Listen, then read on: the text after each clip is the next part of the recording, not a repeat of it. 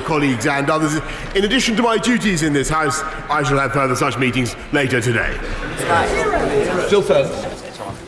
Mr. Speaker, last Thursday we received the devastating news that more than 350 steel jobs will be lost in Sheffield, Rotherham and Newport. Yet another blow for steelworkers, their families and communities. When will the government bring forward a comprehensive plan for the steel industry that tackles high energy costs, business rates and ensures that steel is at the heart of all public infrastructure plans? Action is needed now. Will the Prime Minister stay true to his word and repay the trust of communities that voted for him only last month? I thank the Honourable Lady, and I can assure her that the government is indeed embarking on a plan to do everything we can to make sure that steel made in this country does have all the competitive advantages that it needs. And she makes some excellent points. In the particular case of Liberty Steel, I understand that all those affected, whatever happens, and it is a commercial decision for that company, will be offered an opportunity to remain within the GFG alliance by joining a new company.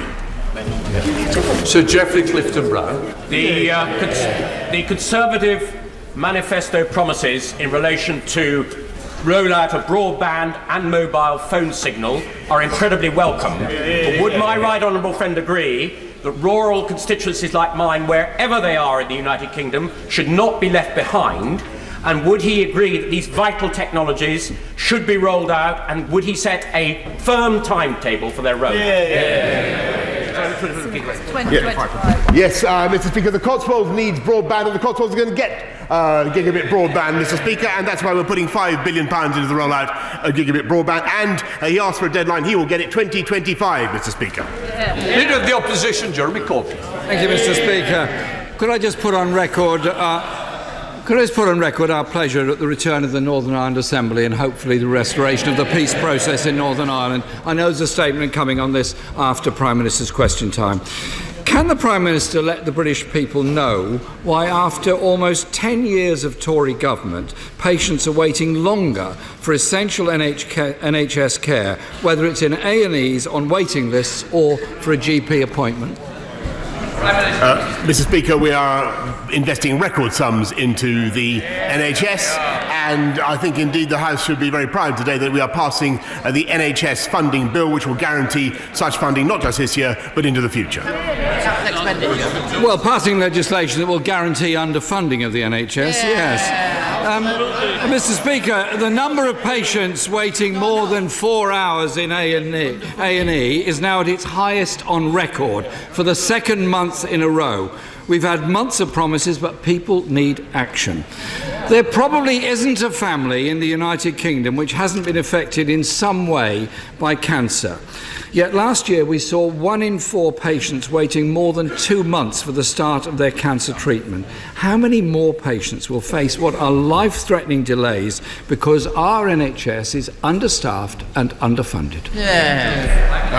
Mr. Speaker, as the right honourable gentleman knows, there is a massive demand on the NHS, which, as he also knows, is doing a fantastic job, particularly actually in oncology, where tremendous progress has been made. He's right to signal the delays that people are facing, and they are indeed unacceptable, and that is why we are investing in 50,000 more nurses. That's why we're investing in 6,000 more GPs, and that is why this government is investing record sums in the NHS. We will get those waiting lists down. 20,000 of those 50,000 already work for the NHS, actually, Mr. Speaker. But delays in cancer treatment can reduce a patient's chance of survival. The target of 85% of patients to be seen within 2 months was last met 4 years ago in December 2015. Action is needed urgently. Last week we heard the heart-rending case of a 92-year-old RAF veteran in Leicester who had to go through the indignity of waiting almost 12 hours on a hospital trolley because there were no beds available. I want the government to apologise to him and many others, but to explain why, despite the extraordinary efforts of NHS staff all over the country, over 2,000 patients had to wait more than 12 hours before they could get into a hospital bed last month alone. Well, Mr. Speaker, he's right to highlight the case of the RAF veteran, and I think everybody in this House will have every sympathy for people who have a bad and unacceptable experience in the NHS, and we all share that. On the other hand, I would say that most people in this country, most patients of the NHS, have a fantastic experience of our healthcare, and we should pay tribute to our nurses and our staff. And the hospital he mentions, the hospital at Leicester, is one of those which, as he knows, we are rebuilding under this programme. 14 new hospitals, 20 upgrades under this Conservative government. The A&E has already been rebuilt in Leicester, actually, I understand it. The problem is the Prime Minister promised 40 hospitals. In reality, it was 20, then it became 6. Mr. Speaker, this issue of people waiting in trolleys is a very serious one. The number doubled in December and now at its highest ever level on record. The Prime Minister promised to put the Conservative Party's inadequate NHS funding pledge into law. Can he explain why it is necessary to cement into law a pledge which the Health Foundation has said is below the amount needed to maintain current standards of care? Mr. Speaker, it is only under this Conservative government that we have the resources that will enable us to invest in our NHS. And it's because of the stewardship of the economy after the wreckage that Labour left when they were in office that we've been able to make those colossal investments. And I would remind him not only was it this Conservative government that rebuilt the A&E, as he correctly points out, it is this Conservative government that will be rebuilding the entire hospital. And we are in Leicester, and we are putting more money into the NHS as a direct result of our careful management of the economy. Jeremy Corbyn. Well, I understand another hospital has been closed to pay for it, Mr. Speaker. The question is, why would the government need to put into law an inadequacy of funding for our National Health Service? Health professionals have said the NHS needs more money than the government is saying in order to keep patients safe. It's now been almost 3 years since the government promised a green paper on social care, and 7 months since the Prime Minister himself stood on the steps of Downing Street and said he had prepared a clear plan to fix the crisis in social care. Well, what's the hold-up? Where's the plan?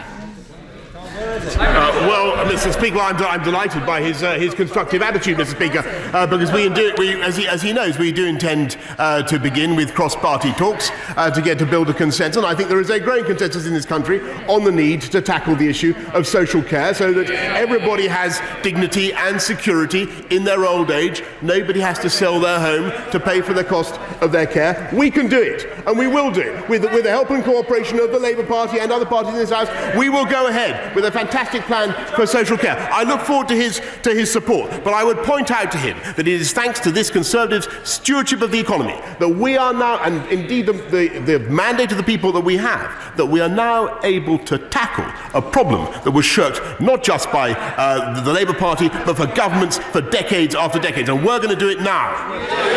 Jeremy Corbyn. Mr. Speaker, I don't know if the Prime Minister had a chance to read the Labour manifesto in the election, but we made it very clear. We have a plan. We have a plan, a very clear one.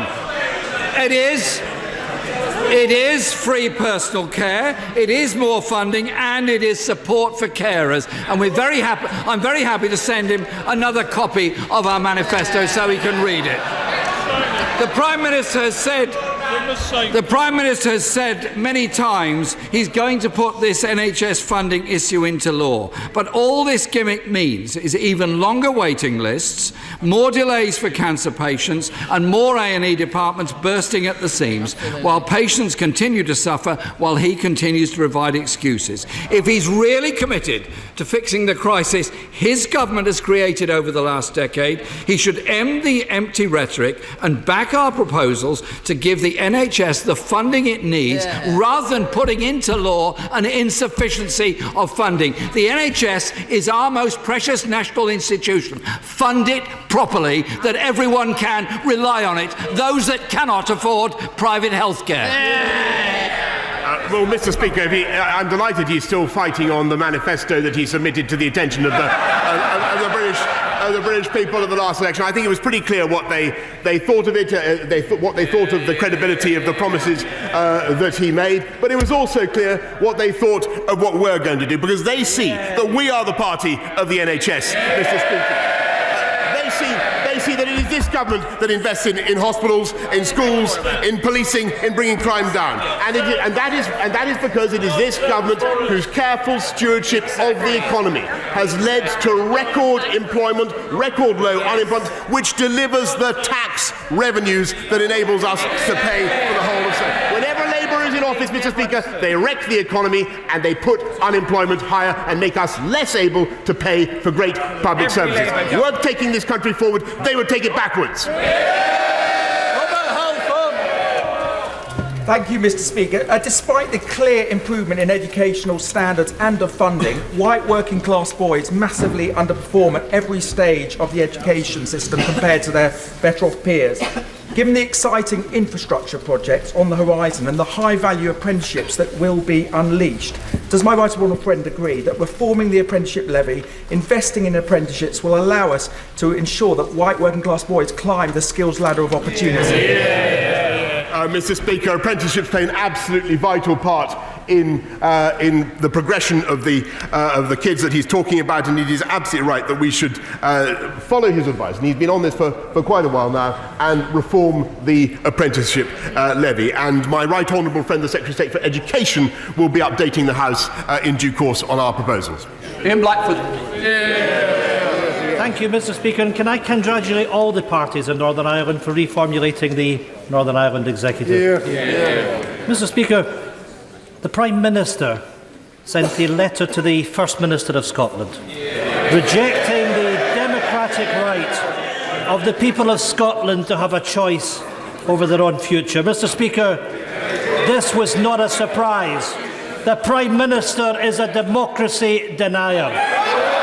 Can I say to the Prime Minister, as his colleagues privately admit, this position is undemocratic, unacceptable and completely unsustainable. The Prime Minister has shown utter contempt for Scottish democracy, for Scotland's Parliament and for Scotland's people. Does the Prime Minister accept that by ignoring Scotland, imposing Brexit with his pursuance of cruel and punishing policies, that he's strengthening the case for Scottish independence? Mr. Speaker, it was not only the right honourable gentleman who leads the SNP in this House, it was also Alex Salmond and his protégé, Nicola Sturgeon, who said at the time of the referendum that it was a once-in-a-generation event. He said it, they said it, they were right then. Why have they changed their mind? He is the denier. He is the denier of democracy. Andrew Griffiths. Good question. Mr. Speaker, the Prime Minister's party, the Conservative Party, signed up to the Smith Commission that recognised the right of the people of Scotland to determine their own future. That's the reality. The Prime Minister lives in a fantasy land, but people across Scotland know the reality of this Prime Minister's broken Brexit Britain. The truth is, the only union that the Prime Minister is truly interested in is his union with Donald Trump, a partnership that threatens to sell off our precious National Health Service.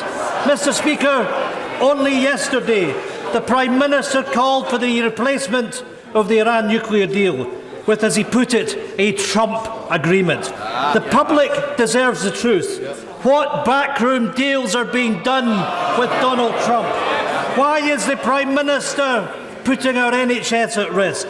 Repeatedly during the election campaign, the Prime Minister promised time and time again the NHS is not for sale. Mr. Speaker, will the Prime Minister now commit to supporting the Scottish National Party's proposal for an NHS protection bill? Without that commitment, what price will this Prime Minister make us pay for his toxic Trump deal? Actually, Mr. Speaker, the SNP welcomed our statement on the JCPOA yesterday. But you know, seriously, the problem with the SNP, Scotland under the SNP is the highest taxed part of the UK. The deficit is 6 times the UK average. Maths and science in schools is actually going down in the PISA rankings. It's unlike any other part of the United Kingdom. That is no fault of the pupils of Scotland, by the way. It is the fault of the government of Scotland under the SNP who are not giving them the chances they deserve because they are obsessed with breaking up the United Kingdom. Change the record. Thank you, Mr. Speaker. Investment in superfast broadband is an excellent way of levelling up the whole of the United Kingdom, of boosting British business and of reducing carbon emissions. But could the Prime Minister reassure rural residents of West Sussex, many of whom have little or no access to broadband today, that the government scheme to guarantee minimum broadband speeds is on track and ready to launch in March of this year? Mr. Speaker, my honourable friend speaks well for the interests of his constituency. He's absolutely right. And as I said earlier on to my right honourable friend from the Cotswolds, of course we're rolling out superfast broadband, gigabit broadband. We had put £5 billion in. The legislation is on track, and my right honourable friend, the Chancellor, gives me every assurance that Arundel and South Downs will be very well catered for. Research published this week by Oxford University shows that our oceans are heating up at an alarming rate, and that is accelerating, and it's going to lead to more incidents of extreme catastrophic weather. The government is on track to miss most of its environmental goals in 2020, and that record looks set to get worse in future years. Yet the government makes the right noises but fails to come to the right conclusions. So will the Prime Minister commit to legally enforceable targets and give the new Office for Environmental Protection powers to fine the government if it fails to live up to its promises? It should be the government that's under scrutiny, not the protesters that expose its shortcomings. The Honourable Gentleman is right to say that the new Office for Environmental Protection will indeed have powers to hold the government to account. That is quite right. But I would just draw his attention to the record of this Conservative government, because under this government, what you have seen is CO2 down 42%, CO2 emissions down 42% on 1990 levels, in spite of a 75% increase in GDP. Some days, most of our energy now comes from renewable sources, and we will be leading the COP26 summit, where we will be introducing enforceable limits, not just for this country, but for the whole world, Mr. Speaker. David Amos.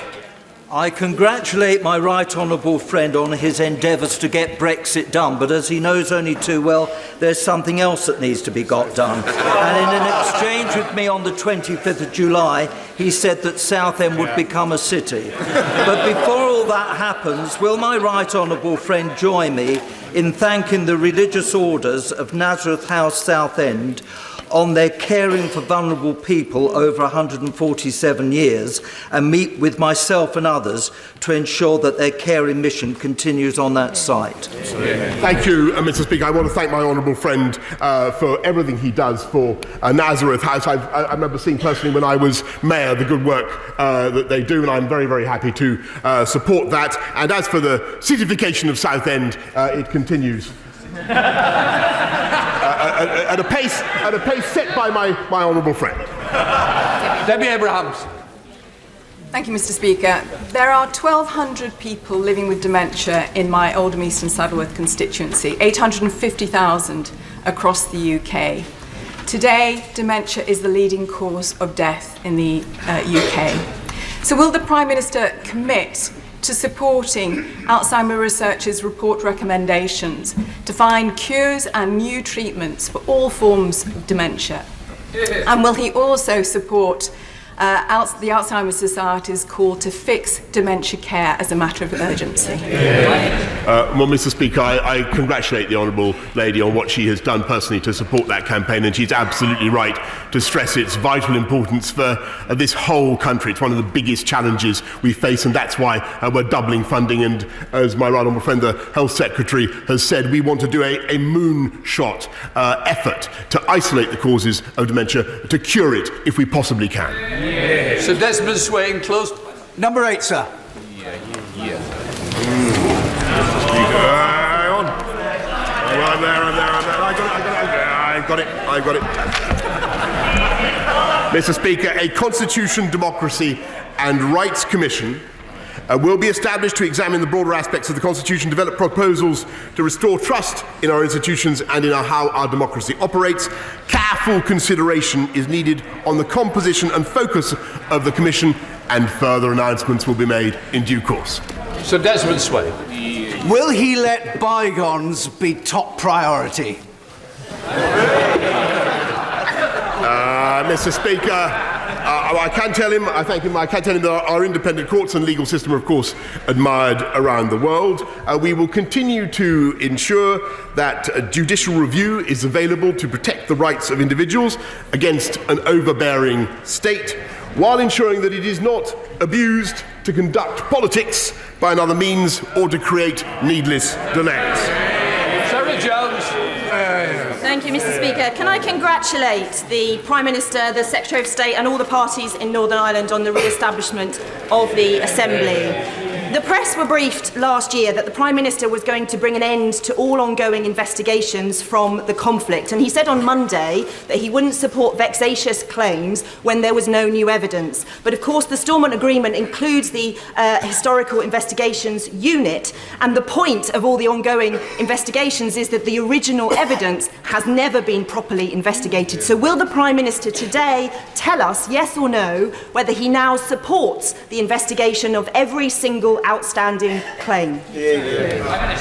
Mr. Speaker, we will go ahead and as I said yesterday, I think there's a good balance that's been struck in getting Stormont going again between those who need truth and those who need certainty and the protection of our armed services. And nothing in the agreement, I want to reassure the House, will stop us from going ahead with legislation to make sure that no one who has served in our armed forces suffers unfair prosecution, a vexatious or unfair prosecution for cases that happened many years ago when no new evidence has been provided. We will legislate to ensure that that cannot happen.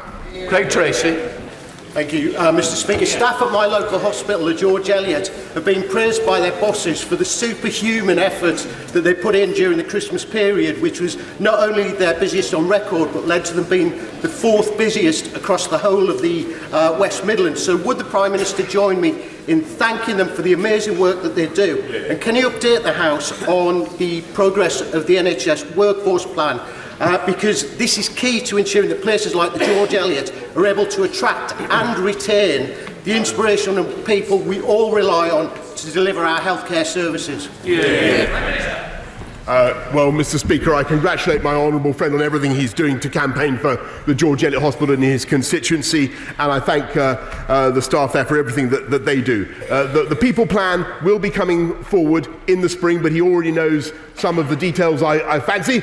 50,000 more nurses, 6,000 more doctors in general practice, and 6,000 more primary care professionals in general practice. And today, as he knows, the House is legislating to ensure that we guarantee multi-year funding, record multi-year funding for our NHS. Thank you, Mr. Speaker. My constituent Rosanna came to the UK as Kurdish refugee, fleeing persecution and human rights abuses committed by Turkish-backed fighters in Syria. Her family remain in the area and she is in a daily fear for their lives. There have been multiple reports of human rights abuses against Kurdish civilians in Syria, including reports that Turkish forces used white phosphorus against children. Will the Prime Minister join me in condemning the human rights abuses committed by Turkish forces against Kurdish civilians in northern Syria? And what will his government do to prevent further atrocities?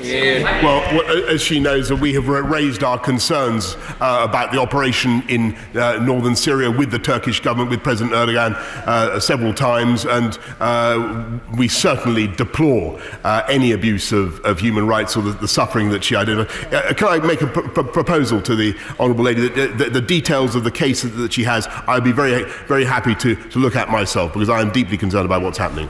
Andrew Rosendale. Thank you, Mr. Speaker. As the Prime Minister knows only too well, Britain is a nation of animal lovers. And leaving the European Union will mean we can lead the world in animal welfare once we are decoupled from the lesser standards of the European Union. Will he commit the government to make this his utmost priority in the months and years ahead? Yes, indeed, Mr. Speaker, and I thank my honourable friend for everything he does to promote and protect animal welfare. And this is the government that is bringing in the toughest ivory ban in the world, bringing in new laws on animal sentience, cutting down on the illegal smuggling of puppies, dogs and puppies. And of course, as we come out of the EU, we will now be able to ban the live shipment of animals, which has for so long been a disgrace and something British people have campaigned against, whereas the Labour Party are still trying to work out whether they want to rejoin the EU or keep in the customs union and the single market, so making any such reform and protection of animal welfare impossible. It's time they made up their mind. Well, thank you, Mr. Speaker. Will the Prime Minister support Tees MPs and Mayor in opposing the dumping of nuclear waste at Port Clarence in my constituency? Mr. Speaker, I'm very happy to look at the campaign that he identifies and will be writing to him in due course. Helen Grant. Thank you, Mr. Speaker. Given the Prime Minister's vision for an outward-looking global Britain post-Brexit, given Africa's huge potential in terms of trade and investment, could he update the House on the government's plans for the UK-African Investment Summit to be held next week? Yes, Mr. Speaker, I can, and I'm very grateful to the honourable lady who I know has followed these matters with great interest over many years. We will be having on the 20th, we will be having an Africa Investment Summit here in this country, and it will be a chance to show people in this country, but also around the world, and particularly in Africa, the huge commitment that this country has to Africa, the massive investments that we have in Africa, and the massive opportunities this country has to strengthen those long-standing ties, bonds, and commercial relationships. Lewis Chapman. Mr. Speaker, the writer and broadcaster Muriel Gray said last week the end of the Erasmus scheme was an utter disaster, academically, culturally and socially. Politicians have voted to make our young people more insular, narrow and parochial. I'm heartbroken. What would the Prime Minister say to 2014 no voters like Muriel, who thought the future of Scottish students was safe in the hands of a British Prime Minister? Mr. Speaker, I'm afraid that the honourable gentleman is talking through the back of his neck. There is no threat to the Erasmus scheme. We will continue to participate. UK students will continue to be able to enjoy the benefits of exchanges with our European friends and partners, just as they will be able to continue to come to this country. Speaker, at the end of this month, on the 75th anniversary of the liberation of Auschwitz, the nation will come together once again to mark Holocaust Memorial Day. The theme for this year is Stand Together. Will my right honourable friend commit to agreeing with the Holocaust Educational Trust, who say that, welcome though it is, signatures in books are not as valuable as action? And will he commit to more action to stamp out anti-Semitism and all intolerance in this country? Yes, Mr. Speaker, I along with my right honourable friend and others, will be commemorating Holocaust Memorial Day, and we are, as he knows, in this government, in this House, I think across the House, wanting to do absolutely everything we can to stamp out the resurgence of anti-Semitism, which I myself, as someone now 55 years old, I find absolutely incredible. In the 21st century, we have anti-Semitism rising again in this country. It is a disgrace, and we must stamp it out. Thank you, Mr. Speaker. The Seasonal Agricultural Worker Scheme affords a limit of 10,000 temporary visas for agricultural workers from abroad to come and work in the UK in support of food production. Given that my constituency of Angus requires 4,000 alone, and neighbouring constituencies a similar amount, isn't it clear, and will the Prime Minister concede, that 10,000 isn't enough even for Tayside, much less Scotland or the rest of the UK? Will he therefore instruct his friend, the Home Secretary, to take a review of this and, in support of the National Farmers Union of Scotland and our whole agricultural sector, commission that review to look upwards to a limit that will support the actual operational requirements of agriculture in our country? Actually, I think that the honourable gentleman raises a very important point. point. And we have doubled the scheme, and we will make sure that Scottish agricultural sector, the agricultural sector of the entire country, does have access to the seasonal work and the workforce that it needs. And I understand very, very well the point that he makes, and that is why we're introducing a points-based immigration system that will enable this country to get the skills that it needs. Liam Miller. Child sexual abuse is not a thing of the past in this country. Last year, over 4,000 offences of online child abuse were recorded by the police, involving organisations like Facebook and Instagram, who find it easy to analyse our online shopping habits, but less easy to keep children safe. Can my right honourable friend say how the government will continue to make it its priority to protect children from sexual abuse online? Mr. Speaker, I think that my right honourable friend raises a subject that is of massive interest to this House and to the whole country, and we are indeed very concerned about what is happening online. The Cabinet discussed it yesterday. The online harms white paper sets out our plans to make companies more responsible, but we will be taking further action in the near future to stamp out this vice. Edward David. Can I thank all those involved in the important progress in Northern Ireland? Mr. Speaker, when my mother was widowed with 3 young children, bereaved families received small payments until the youngest child left school. In our case, that would have meant payments for 14 years, except my mother died too early. In 2017, these payments were reduced, the duration of these payments were reduced, and the new bereavement support payment was paid for only 18 months. Many of us thought that was far too short. So will the Prime Minister deliver on his government's promise to review the new bereavement support payment? And will he meet with me and charities helping such families to discuss how we can better care for bereaved parents and their children? Yes, Mr. Speaker, and I know that this is an issue which is very close to the right honourable gentleman's heart, and it is absolutely right that we should provide people with easily accessible support following their bereavement, and I will indeed commit to meeting the right honourable gentleman. We can move on to the presentation. We're going to move on now. My word. Point of order, Chris Bidbun. Mr. Speaker, you will have Mr. Speaker, you will have noticed that it's become even more difficult to secure a seat on this side of the House following the general election, which